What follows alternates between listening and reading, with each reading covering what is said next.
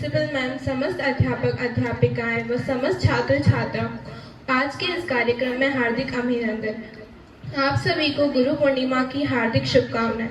आज इस अवसर पर हम गुरु मंत्र का उच्चारण कर रहे हैं।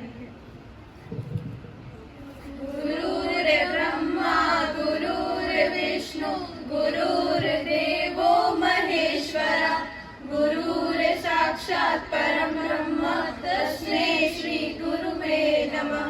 तस्मै श्री गुरुवे नमः। ललाकारं व्यापतं येन चराचरं तत्पदं दर्शितं येन तस्मै श्री गुरुवे नमः। ज्ञान गुरु से लीजिए, शीश दीजिए दान, गौतम बंधु बेग है राग जीव अभिमान। प्रिंसिपल मैम, समस्त अध्यापक अध्यापिकाएं व सभी विद्यार्थियों का आज के कार्यक्रम में हार्दिक अभिनंदन। आप सभी को गुरु पूर्णिमा की हार्दिक शुभकामनाएं व सभी गुरुओं को नमन। हिमालय के पर्वत शिखर पर एक महान साधु रहा करते थे। वह बड़े ही ज्ञानी, तपस्वी व शांति प्रिय थे। उनके पास बहुत से विद्यार्थी शिक्षा हेतु आया करते थे। एक दिन उनके एक शिष्य ने उनसे पूछा, गुरु, आप इतने महान हो तो आपके गुरु कितने महान होंगे? क्या आप अपने गुरुदेव के बारे में कुछ बताना चाहेंगे जिनसे आपने इतनी अच्छी शिक्षा प्राप्त की है? हाँ, क्यों नहीं। मेरे जीवन में एक देव गुरु है। मैंने अद्भुत ज्ञान जिनसे प्राप्त की है। देव गुरु? हाँ, मेरा सबसे पहला गुरु एक चोर था। चोर? ये कैसे हो सकता है? आप मजाक कर रहे हैं। नहीं नहीं, मैं सच कह रहा हूँ। एक रात को मैं किसी गांव से गुजर रहा था। रात काफी हो गई थी। मैं सोने के लिए आसरा ढूंढ रहा था।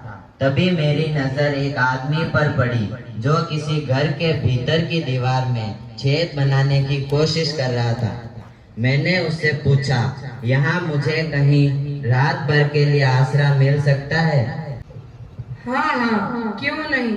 आप मेरे साथ रह सकते हो, लेकिन ये जान लीजिए कि मैं चोर हूँ। ऐसी कोई बात नहीं। मैं एक सन्यासी हूँ और मुझे ऐसी बातों से कोई फर्क नहीं पड़ता है। मैं चोर के साथ उस रात उसके घर रहने चला गया। कुछ दिन मैं उसकी झोंपड़ी में उसके साथ रहा। वह चोर बड़ा ही खुश मिजाज था। कभी वह चोरी करने में सफल रहता तो कभी असफल, लेकिन वह कभी दुखी नहीं होता। वह झोंपड़ी से आसमान में ताकता हुआ सो जाता था। वह एक मस्त मौला आदमी था। अपने जीवन में कभी भी निराश ना होने की सीख मैंने उसी से ली है। मेरा दूसरा गुरु एक कुत्ता था। कुत्ता? हाँ, एक कुत्ता। उस कुत्ते को बड़ी प्यास लगती थी,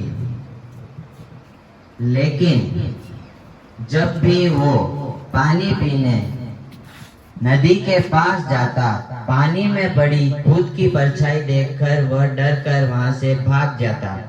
लेकिन जब उसकी प्यास बहुत बढ़ गई तो उसने बड़ी छलांग लगाई। छलांग लगाते ही परछाई तो गायब हो गई, लेकिन अब वो पानी में डूबने लगा। वो जोर जोर से अपने हाथ पैर चलाने लगा, जिससे वो पानी में तैरने लगा और नदी के उस पार पहुंच गया। उस दिन मैंने सीखा कि अपने डर से भागो मत।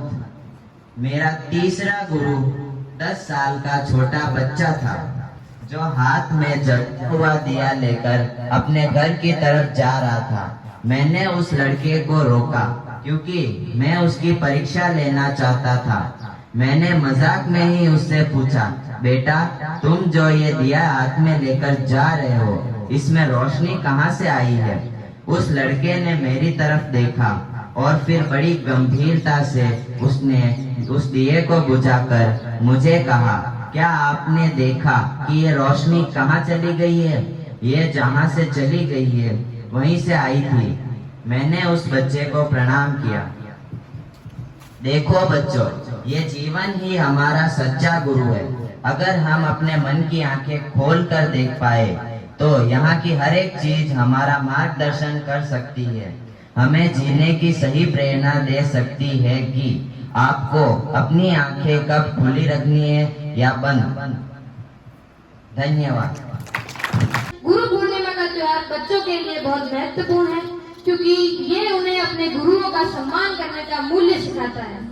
कम उम्र में ही हर किसी को गुरु पूर्णिमा के महत्व के बारे में पता होना चाहिए। माना जाता है कि महाकाव्य महाभारत के रचयिता गुरु वेद व्यास का जन्म गुरु पूर्णिमा पर हुआ था। गुरु पूर्णिमा के दिन गौतम बुद्ध ने अपने प्रिय अनुयायी को अपनी पहली शिक्षा दी थी। धन्यवाद। The day is celebrating to show gratitude to our teachers. The Guru Purnima is the festival of the teachers and students. Teachers prepare us for future challenges. In India, Guru Purnima is celebrated in school, college, temples.